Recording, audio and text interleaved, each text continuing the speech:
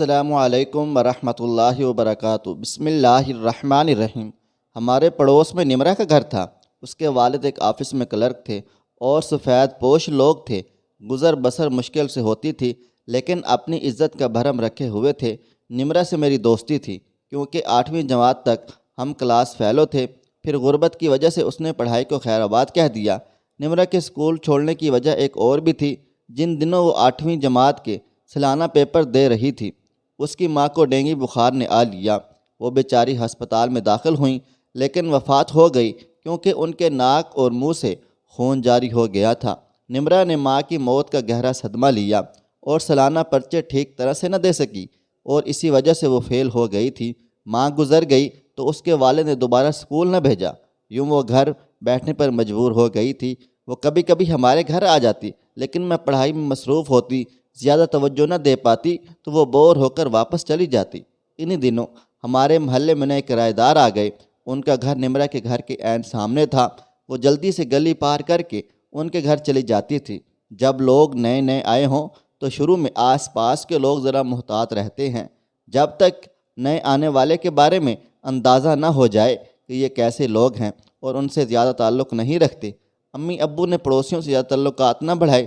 مجھے منع کر دیا کہ جب تک ہماری اچھی طرح واقفیت نہ ہو جائے اور ہمیں ان سے اطمینان نہ ہو جائے تم نے پڑوس میں نہیں جاؤ گی۔ نمرہ جب گھر آتی تو مجھے ان لوگوں کے بارے میں بتاتی تھی۔ اس کی زبانی پتہ چلا کہ اس گھر میں ماں، بیٹی اور ایک جوان سال بیٹا رہتا ہے۔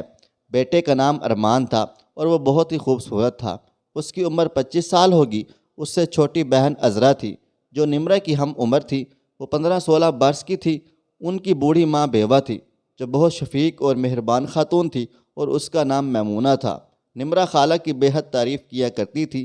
وہ ان کی تعریف میں زمین و آسمان کے غلابے ملاتی تو میرا بھی جی کرتا کہ میں ان کے گھر جاؤں، ان سے ملوں، خاص طور پر عذرا سے جو اب نمرہ کی پکی سہیلی بن چکی تھی۔ نمرہ کے گھر میں اس کے والد اور بھائی کے علاوہ ایک بیوہ پھپھو بھی رہتی تھی جس کی عمر بڑھاپے کی طرف جا رہی تھی۔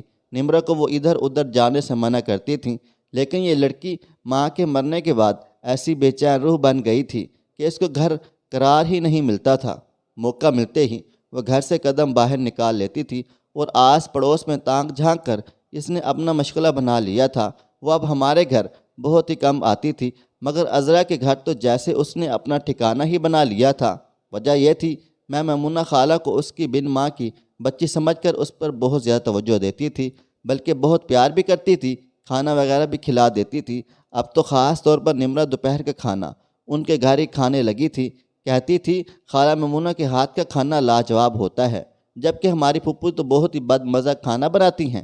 صبح کو ہی نمرہ کے والد اور بھائی کام پر چلے جاتے، پیچھے عمر رسیدہ پھپھو رہ جاتی جو کمزور سی عورت تھیں۔ وہ اس لڑکی کو لاکھ منع کرتی کہ گھر سے باہر نہ جایا کرو، اب تم بڑی ہو گئی ہو اور کسی کے گھر روز روز جا بیٹھنا بہت بری بات ہے، لیکن یہ لڑکی نہ مانی۔ انہی دنوں ہم نے سنا خالہ میمونہ کے بیٹے کو پولیس پکڑ کر لے گئی ہے۔ دراصل وہ گنڈوں کا ساتھی تھا۔ اللہ جانے اس نے کیا جرم کیا تھا کہ اس کو جیل ہو گئی تھی۔ اس واقعے کے بعد تمام محلے دار اور زیادہ محتاط ہو گئے تھے۔ وہ اس گھرانے سے ربط و ضوابط رکھنے سے گریزاں تھے کیونکہ ارمان کی شہرت ٹھیک نہ رہی تھی۔ سب کہتے تھے وہ غلط کاموں میں ملوث رہا ہے اور جیل بھی جا چکا ہے۔ حیرت کی بات یہ تھی کہ وہ شکل و صورت سے نہایت شریف نظر آتا تھا اور بالکل مجرم پیش نہیں لگتا تھا۔ اس کا رویہ بھی بہت اچھا ہوتا تھا، مہذب لہجے میں بات کرتا تھا۔ تاہم بد اچھا بدنام برا کے مصادق ایک بار شہرت خراب ہو جائے تو پھر زندگی بھر اس خسارے کو پورا نہیں کیا جا سکتا۔ اب سبھی لوگوں نے اس گھرانے سے سلام دعا ترک کر دی اور کنارہ کر لیا، لیکن نمرہ نے عذرا سے تعلق قائم رکھا۔ اس نے دوستی نہ چھوڑی۔ شاید دونوں ہی تنہائی کا شکار تھیں، تب بھی گہری دوستی اور سہیلیاں بن گئی تھیں۔ پھپھو اس ڈر سے اپنے بھائی سے بھتیجی کا شکایت نہ کرتی تھیں کہ وہ غصے کا تیز تھا، ڈرتی تھیں کہیں بیٹی پر ہاتھ نہ اٹھا لے، اپنے طور پر سمجھاتی رہتی تھیں، جس کا نمرہ پر کوئی اثر نہ ہوتا تھا۔ ارمان کو گھر والے منا کہہ کر پکارتے تھے۔ دراصل یہ نام بچپن میں اس کی ماں کی وجہ سے پڑا تھا کیونکہ وہ اس کو پیار سے منا پکارتی تھیں۔ کچھ دنوں بعد نمرہ ہمارے گھر آئی۔ اس نے بتایا منا جیل سے چھوٹ کر آ گیا ہے۔ اس کے کسی دوست نے ضمانت دے دی تھی۔ اس نے یہ بھی بتایا کہ وہ بہت اچھا انسان ہے، اسی کی وجہ سے اسے مننے سے ہمدردی ہو گئی ہے کیونکہ ناحق دشمنوں نے اس کو جھوٹے کیس میں پھنسا کر جیل بھجوا دیا تھا۔ یہ ہمدردی پھر دوستی میں تبدیل ہو گئی تھی۔ وہ منع سے باتیں کرتی، مجھے آ کر بتاتی کہ منع میرا بہت خیال رکھتا ہے، میری بہت عزت کرتا ہے، یوں لگتا ہے جیسے وہ میرا اپنا ہو۔ جب اس کے منہ سے یہ الفاظ سنے تو میرا ماتھا ٹھنک گیا اور میں خوف زدہ ہو گئی کہ ایسے شخص سے بے وقوف نمرہ نے دوستی کیوں کر لی ہے، جو ایک بار سے زیادہ جیل چاہ چکا ہے اور اب بھی ضمانت پر رہا ہے۔ خیر، یہ سلسلہ چلتا رہا۔ خالہ میمونہ اور عذرا اگر نہ ہوتی، کسی رشتہ دار کے ہاں یا بازار وغیرہ جاتی تو نمرہ کی بن آتی، وہ لپک کر ان کے گھر جا گھستی جہاں منع ہوتا اور وہ وہاں ہوتی۔ اللہ جانے وہ اس وقت کو کیسے گزارتے تھے، لیکن بہرحال برے کاموں کا انجام برا ہی ہوتا ہے۔ منع کا کیس چل رہا تھا، فیصلہ اس کے خلاف آ گیا اور ضمانت منسوخ ہو گئی اور وہ سزا بھگتنے جیل چلا گیا۔ ادھر نمرہ پر بدنصیبی نے وار کر دیا۔ منع سے محبت کے کھیل نے اس کو بدنامی کے آخری کنارے تک آ پہنچا دیا۔ جب وہ بری حالت میں چکرا کر گرنے پڑنے لگیں تو پھپھو کا دل بیٹھ گیا۔ وہ سمجھ گئی لڑکی سے نادانی میں کوئی سنگین غلطی ہو گئی ہے۔ وہ محلے کی دائی کو بلا لائیں کہ دیکھو اس کو یہ کیوں ہو رہا ہے۔ دائی نے آنکھوں کے پپوٹے پلٹ کر دیکھے اور بولی، تم کو مبارک ہو، پہلے پھوپھی تھی اب نانی بن جاؤ گی۔ دائی تو طنز کے تیر برسا کر چلی گئی، مگر بوڑھی پھپھو کے پیروں تلے سے زمین نکل گئی تھی۔ جیتی تھی نہ مرتی تھی، سمجھ میں نہ آتا تھا کہ کیا کرے، کہ کس طرح بھائی کو بتائے کہ گھر کی چار دیواری کے اندر قیامت آنے والی ہے۔ لاکھ چھپاؤ ایسے معاملات، مگر چھپتے نہیں ہیں۔ بھائی کو بتانا ہی پڑ گیا۔ وہ تھر تھر کانپنے لگا۔ وہ بہت مشکل سے غربت میں سفید پوشی کا بھرم رکھے ہوئے تھا۔ بیٹی کے کالے کرتوتوں سے ایسی کالک مل جائے گی وہ سوچ بھی نہ سکتا تھا۔ معاشرے میں بھلا غریب آدمی کی کیا اوقات ہے، وہ تو معمولی غلطی پر بھی سولی پر لٹکا دیا جاتا ہے۔ یہ تو پھر ایک جان لیوا حقیقت تھی۔ بھائی کو روتے پا کر بہن بھی بہت خوب روئی۔ پھر وہ منع کی ماں کے پاس چلی گئی اور فریاد کی، میمونہ تم کو ذرا بھی خیال نہ آیا، یہ بن ماں کی بچی ہے، تم نے اپنے بیٹے کو بھی نہ روکا، کاش تم نمرہ کو گھر ہی نہ آنے دیتی، تمہاری اپنی بھی جوان بیٹی ہے۔ وہ بولی، بہن اس میں میرا کوئی قصور نہیں ہے، میں نے تمہاری لڑکی کو کئی بار روکا تھا، لیکن یہ خود ہمارے گھر دوڑی چلی آتی تھی۔ میں بن ماں کی بچی جان کر اس سے بہت پیار سے بات کیا کرتی تھی کہ اس کی ماں نہیں ہے، مجھے کیا خبر کہ یہ کیا گل کھلانے والی ہے۔ رہی بات منع کی، وہ تو بچپن سے ہی میرے کہنے میں نہیں ہے، جب سے اس کا باپ مرا ہے وہ ایسا خود سر ہوا ہے کہ کسی کو کچھ نہ سمجھا۔ وہ کب میری کب سنتا ہے، اگر سنتا تو کیوں بار بار جیل جاتا۔ اس کا کہنا بھی درست تھا، بڑھاپا تو ویسے ہی جوانی سے خوف کھاتا ہے۔ یہ دونوں ہی جوان تھے اور بے لگام تھے۔ اس نے اتنی مدد ضرور کی کہ نمرہ کی پھپھی کو ایک واقف کار نرس کے پاس لے گئی اور 5,000 روپے نرس کے ہاتھ پر رکھ دیے۔ پہلے تو اس نے نخرے دکھائے، پھر ساتھ چلنے کو تیار ہو گئی، مگر وہ نرس بالکل اناڑی تھی۔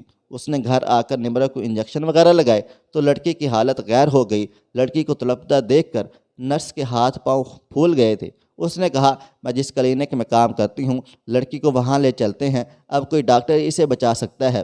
یہ کیس بہت دشوار ہے، میری پہنچ اور سمجھ سے بالکل باہر ہے۔ تینوں نے ٹیکسی لی، نمرہ کو اس میں ڈال کر کلینک لے کر جا رہی تھیں کہ راستے میں ٹریفک جام ہونے کی وجہ سے ٹیکسی ٹریفک میں کافی دیر تک پھنسی رہی۔ اتنے میں 2 پولیس اہلکار ٹیکسی والے کے پاس آ گئے۔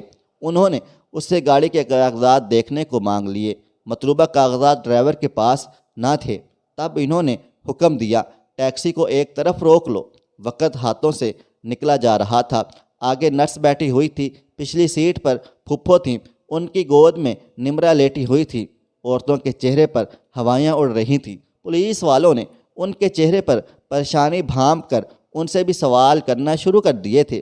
وہ کسی سوال کا صحیح جواب نہ دے سکی اور الٹے سیدھے جواب دے دیے، جس پر اہلکاروں نے مشکوک ہو کر کہا، لڑکی کو کیا ہوا ہے اور تم اسے کون سے کلینک لے کر جا رہی ہو؟ انہوں نے لڑکی کی نبض پر ہاتھ رکھا، مخاطب ہونا چاہا، لیکن کوئی جواب نہ آیا۔ بغور جانچا تو انہیں لگا کہ لڑکی مر چکی ہے۔ تبھی وہ ٹیکسی کو لے کر پولیس اسٹیشن آ گئے تھے۔ جب رسوائی مقدر میں لکھی ہو تو کوئی کسی کو نہیں بچا سکتا۔ نرس کی زبانی پولیس کو ساری کہانی پتہ چل گئی تھی۔ عورتوں کو حوالات میں ڈال کر لڑکی کے باپ کو بلایا گیا تھا۔ بیچارے چاچا صفدر ہانپتے کامتے پہنچے اور نمرہ کی بمشکل تدفین کی پوسٹ مارٹم رپورٹ سے یہ بات ثابت ہو گئی تھی کہ لڑکی کس کی وجہ سے موت کے منہ میں گئی ہے۔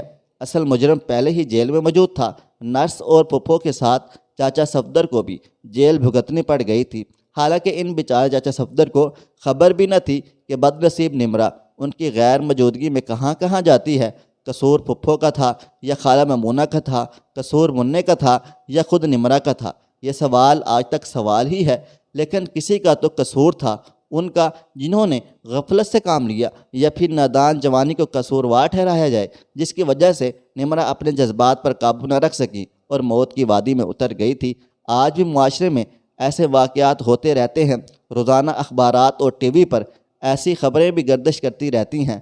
اللہ پاک سے دعا ہے کہ اللہ پاک لڑکیوں کو ہوش کے ناخن دے اور بزرگوں کو وہ سوچ سمجھ عطا فرمائے جس سے کام لے اور وہ غفلت کی برتنے کی بجائے اپنے بچوں کی عزت اور عصمت کی حفاظت کر سکیں۔ تو دوستو، اس حوالے سے آپ کا کیا کہنا ہے؟ آپ اپنی رائے کا اظہار کمنٹ باکس میں ضرور کر دیجئے گا۔ دوستو، ویڈیو پسند آئی ہے اس ویڈیو کو لائک کریں، شیئر کریں۔ اگر آپ نے ابھی تک میرا چینل سبسکرائب نہیں کیا ہوا تو ابھی سبسکرائب کر لیں، ساتھ میں بیل آئیکن کو بھی ضرور پریس کر لیجئے گا تاکہ نئی اپلوڈ ہونے والی ہماری ویڈیوز کا نوٹیفیکیشن آپ کو بر وقت ملتا رہے۔ مجھے آپ اگلی ویڈیو تک اجازت دیں۔ اللہ حافظ۔